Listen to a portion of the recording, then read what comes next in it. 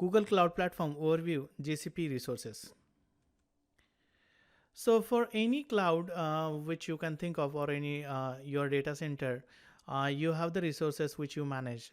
So those resources are the physical resources, physical network cables, your computers, or the servers, right? Your physical servers. Those are the resources, as well as your applications, as well as whatever you configure as a network is your resource. You have different services which you manage. Those are kind of resources for you to manage. In this particular chapter, let's go ahead and get understanding on different type of resources and how they are organized. In nutshell, we are going to look at resource hierarchies, project, quota, infrastructure services, GCP accounts, different type of accounts available, and pricing. The first one is GCP resource and the resource hierarchy. Typically, if you look at any company or any enterprises, depends on how big they are. There is a company and then there are multiple departments. These folders right now is in beta. It's not in production as of this particular recording.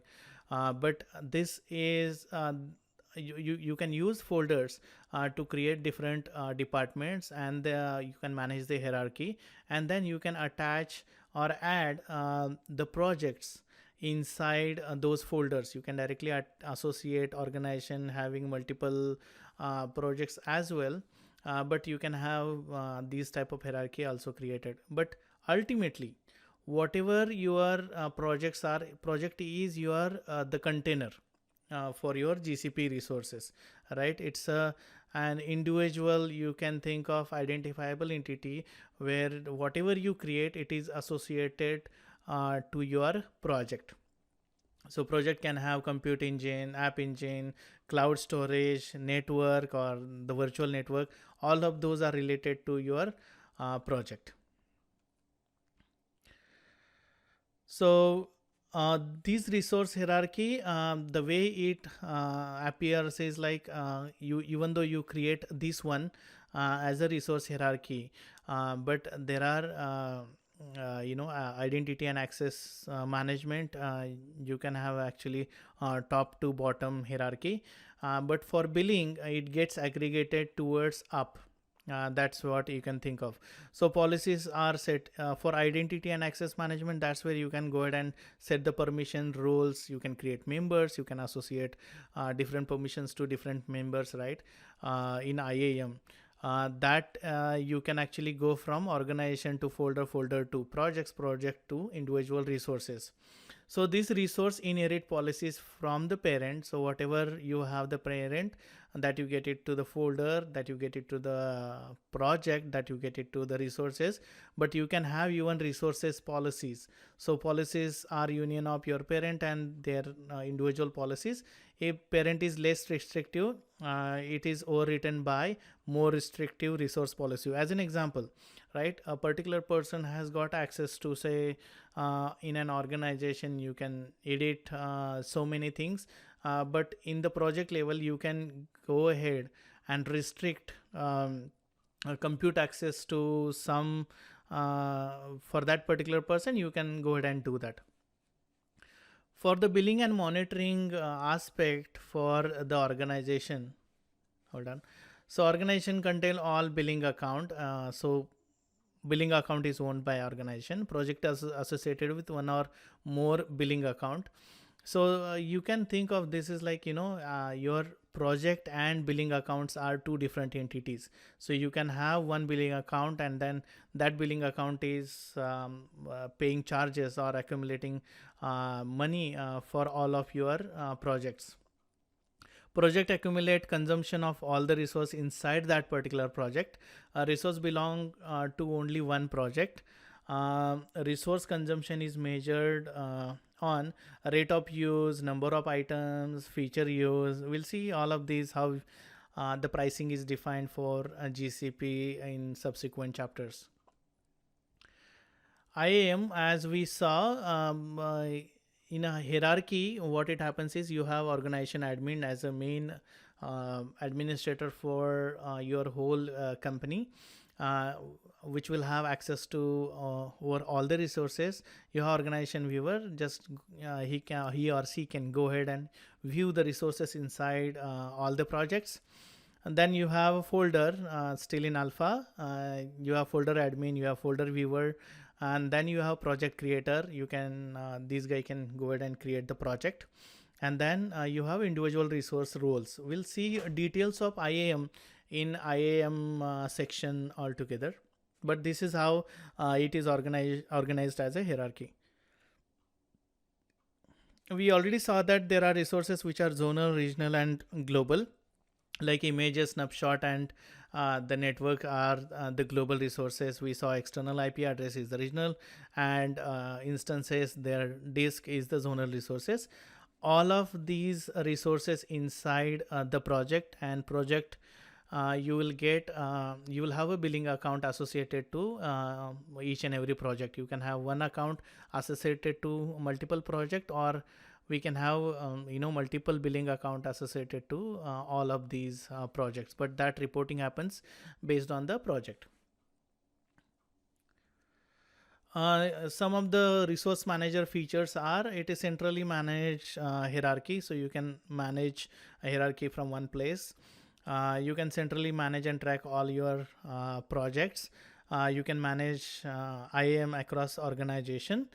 You can manage organization and organization policy. You can create and manage cloud IAM policy.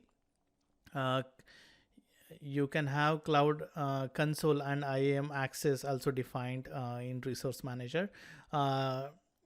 You can manage the cloud folders as well. Even though this is an alpha, this is done by resource manager. Service account. So what we saw was you have billing account using which you can have all the resource or billing account which will get the bills. But then you have the account or permissions based on the roles. Either it is organization, folder, or project, or individual resource.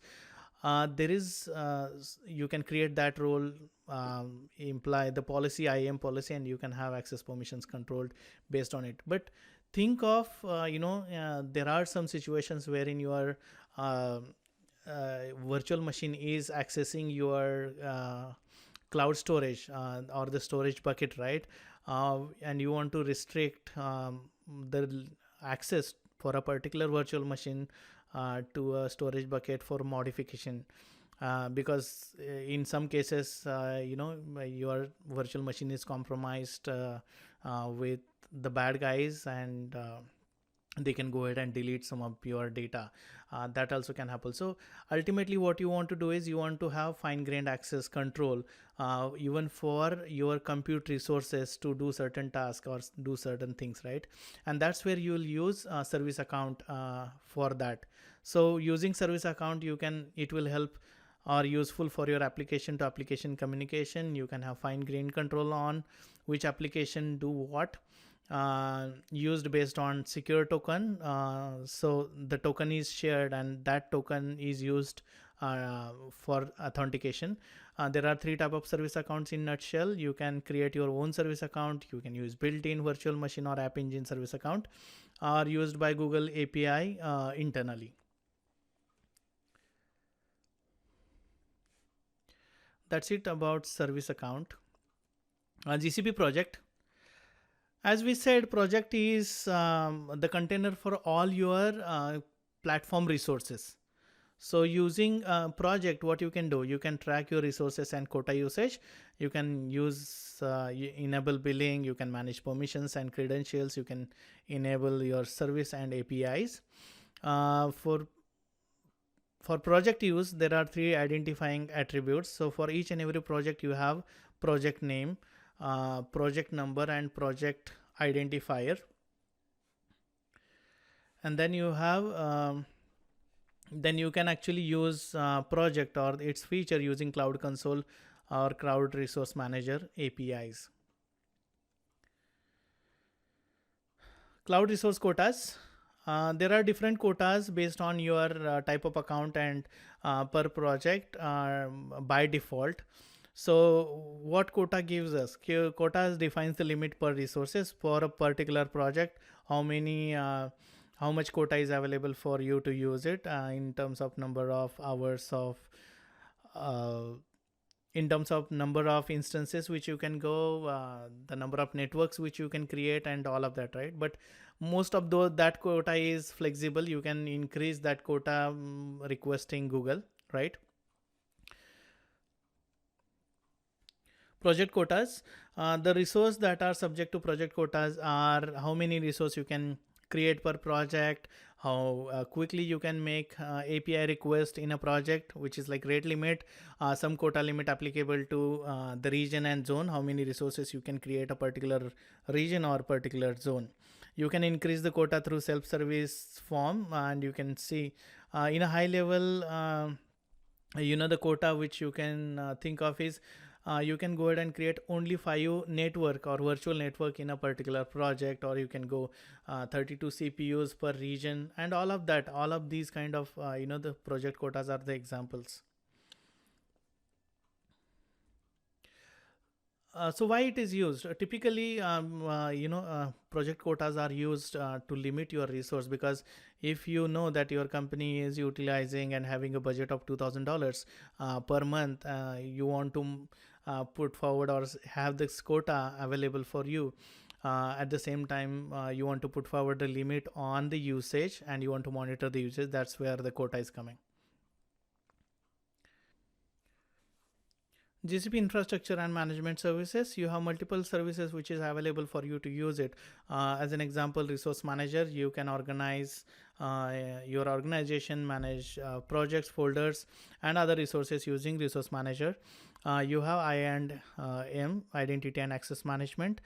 You can have fine-grained access control to provide it to individual users or the group of users. You can use service accounts and all of that in IAM. And then you have Stackdriver services like monitoring, logging, tracing, debugging, error reporting, all of that as a managed service for you to use it. Then you have deployment manager. You can do continuous delivery using the deployment manager. It is, you can think of it's a template which you can create, and you can create the complete your infrastructure in any region. You can use that as a continuous delivery.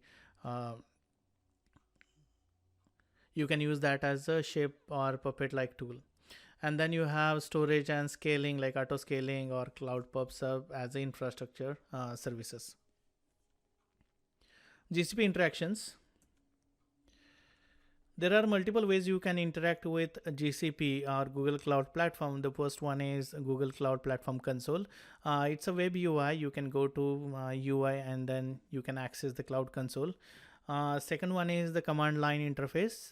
This interface, you have it in multiple ways. You can actually do it. You install SDK on your laptop, and then you can interact with GCP using gcloud command, or you can directly launch your shell from the console itself, and then that's where you can run the command as well. And then you have client API or the APIs and library which you can use it to interact with the GCP. That's it for overview as a Google Cloud Platform. We will look at a Cloud Architect exam in next section. Thank you.